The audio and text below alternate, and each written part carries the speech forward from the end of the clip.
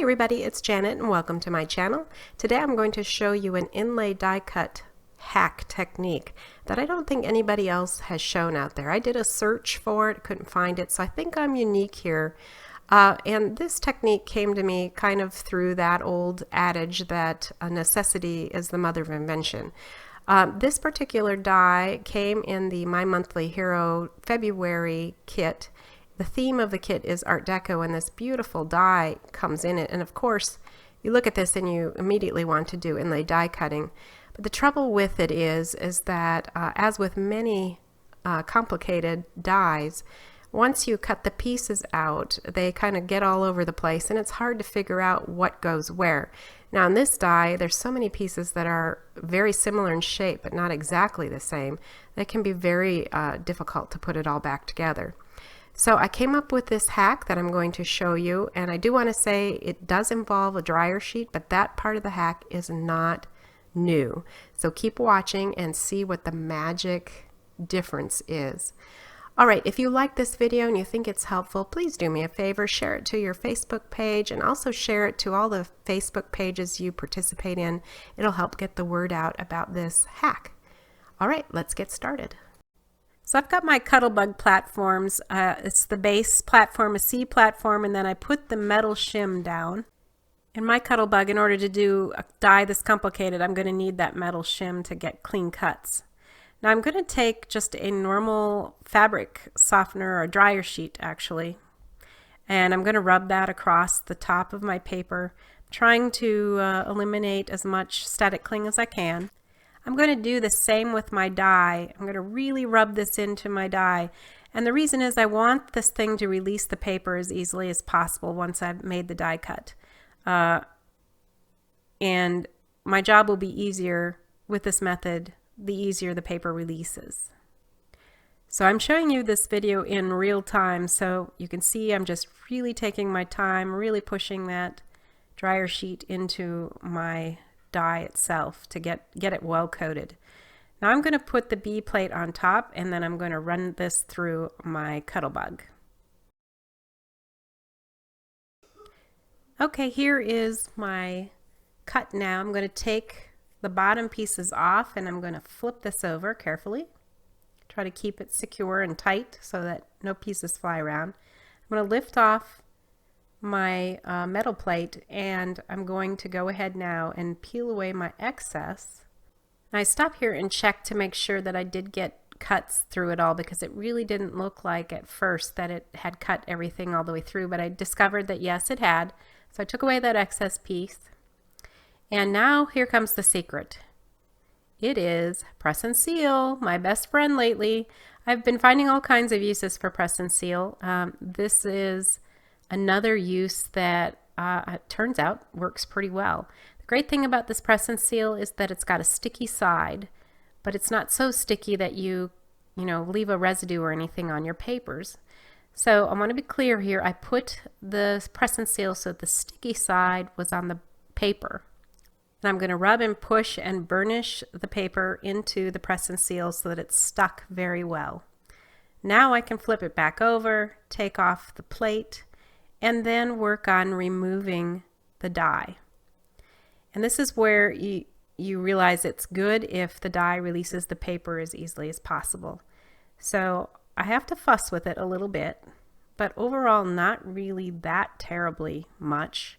I just have to be careful, and any of the pieces that are sticking in the die still, I'm just pushing down with my thumb and then gradually removing bit by bit the die itself. So again, I'm not speeding this up. This is the actual time it took me to do this. I wanted to be as real with you as I could about exactly how long it takes and what I had to do to make this work. So there you can see I've almost successfully removed the whole thing. Just kind of pressing again, pushing, pressing, and so I can gradually release this die, and ta-da! I finally did it. So now you see that all the pieces are in place, or close to being in place, and look, nothing falls off. I can shake it and everything, and all the pieces are still in place, and I know exactly what goes where.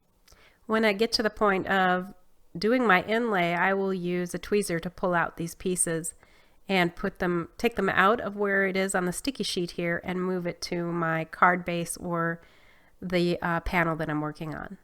So I'm going to do the same process with this gold cardstock, except that I'm not going to rub my dryer sheet over the cardstock because it's mirror cardstock and the dryer sheet has a residue that will show up on that. So I'm not going to do that, but I am going to rub my dryer sheet really well again into the nooks and crannies and crevices of my die, just to try to do everything I can to get it to release a little easier.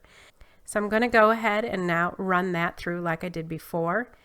And then I'm going to speed everything up because I don't want this to be too terribly long, but I want to show you how I handled this piece as well.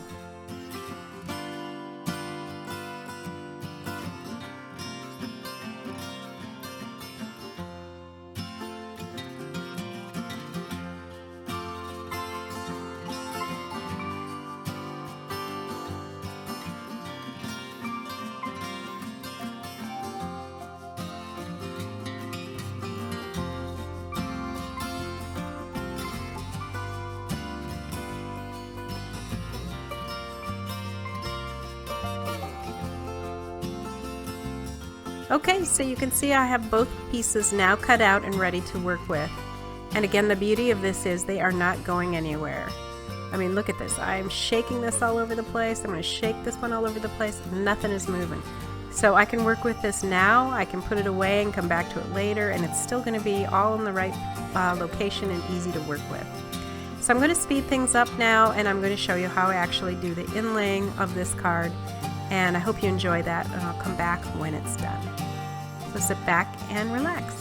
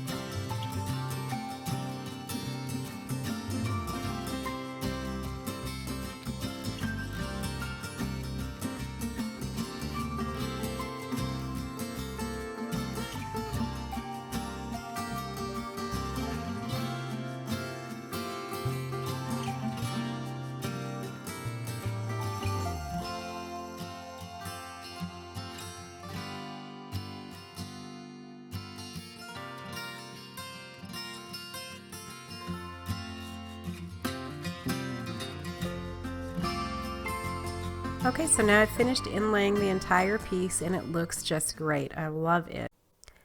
So here is my remaining piece, and you can see that everything is again very well stuck here. I can shake it, I can move it, nothing is coming away from it. And so this will be ready for me to work on later on. I'll just set it aside and it'll be ready for me to do the next card with it. Or I could even put it between two pieces of paper and store it away flat. I could come back to it at any time that I decided to. Before I go, I just want to say that, this will work great with multiple colors too.